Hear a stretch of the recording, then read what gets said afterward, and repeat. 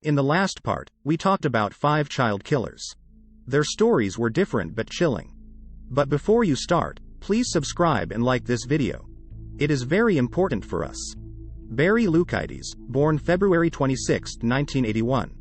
On February 2, 1996, there was a shooting and hostage-taking incident at Frontier State High School, Washington. Barry Lukides put on his cowboy costume and went to the school's algebra room where his class was to have a lesson. Most of Barry's classmates found Barry's costume amusing and Barry's behavior a little strange. They didn't know what the costume was hiding, and there were 2 guns, a rifle, and 78 rounds of ammunition. He opened fire. His first victim was 14-year-old Manuel Vila.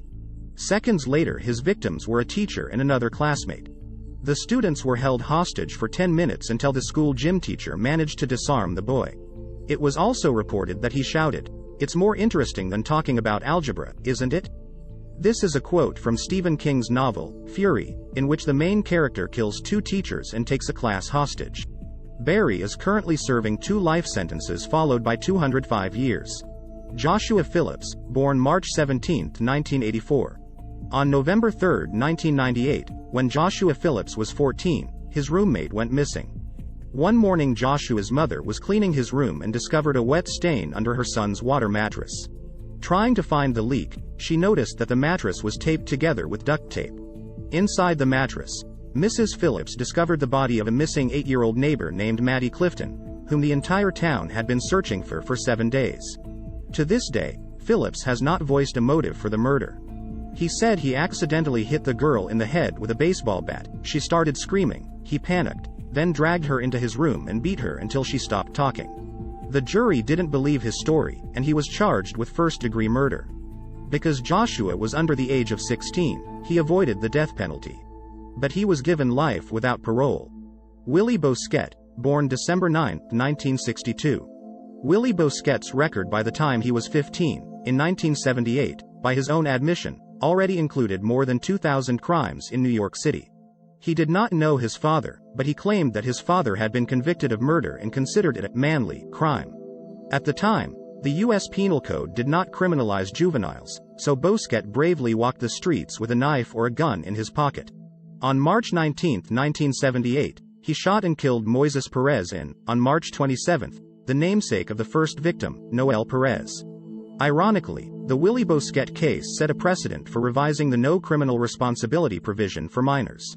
Under the new law, children as young as 13 can be tried as adults for excessive cruelty. Eric Smith, born January 22, 1980. At age 13, Eric Smith was bullied because of his thick-lensed glasses, freckles, long red hair, and another characteristic, protruding, elongated ears. This peculiarity is a side effect of the epilepsy medication his mother took during her pregnancy. Smith was accused of killing a 4-year-old child named Derek Robbie. On August 2, 1993, the toddler was strangled, his head smashed through with a large rock, and plus the child was raped with a small branch. A psychiatrist diagnosed him with an emotionally unstable personality disorder, which makes a person unable to control his inner anger. Smith was convicted and sent to prison. During his 6 years in prison, he was denied parole 5 times. Lionel Tate, born January 30, 1987. Who would have thought that the constant watching of wrestling competitions could have led to the murder of a 6-year-old girl named Tiffany Owanek? Kathleen Grossett Tate was Tiffany's babysitter. One evening, Kathleen left the child with her son, who was watching television, while she went upstairs herself. Around 10 o'clock in the evening, she shouted at the children to be quiet, but she did not go downstairs, thinking the children were playing. 45 minutes later, Lionel called his mother, informing her that Tiffany was not breathing. He explained that he had struggled with the girl by making a grab and then banged her head on the table. The pathologist later concluded that the girl's death was caused by a ruptured liver. Experts also documented skull and rib fractures as well as 35 other injuries. Tate later changed his statement and said he jumped on the girl from a ladder. He was sentenced to life without parole, but his sentence was reviewed in 2001 due to the prisoner's mental incapacity. He was released in 2004 with probation for 10 years. Craig Price, born August 1974. Joan Heaton, 39, and her 2 daughters, Jennifer, 10, and Melissa, 8, were found dead in their home on September 4, 1989. Police reported that Joan had approximately 60 stab wounds, while the girls had approximately 30 each. The stabbing was so severe that the knife blade broke and lodged in Melissa's body.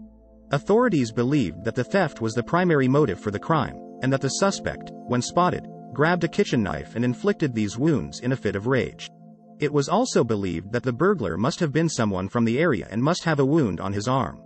Craig Price was caught by police that same day with his arm bandaged, but said he had broken a car window. The police didn't believe his story.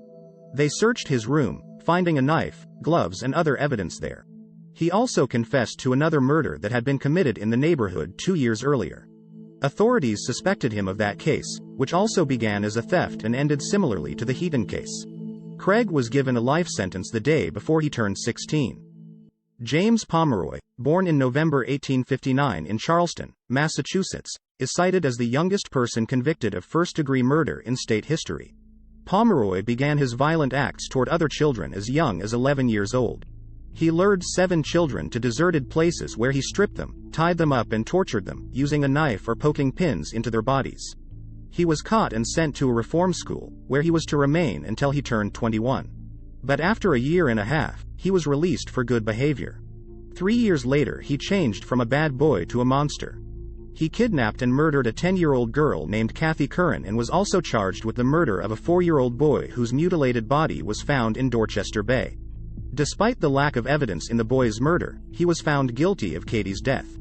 Jesse was sentenced to life in solitary confinement, where he died of natural causes at the age of 72. Thank you all for watching. See you in the next videos.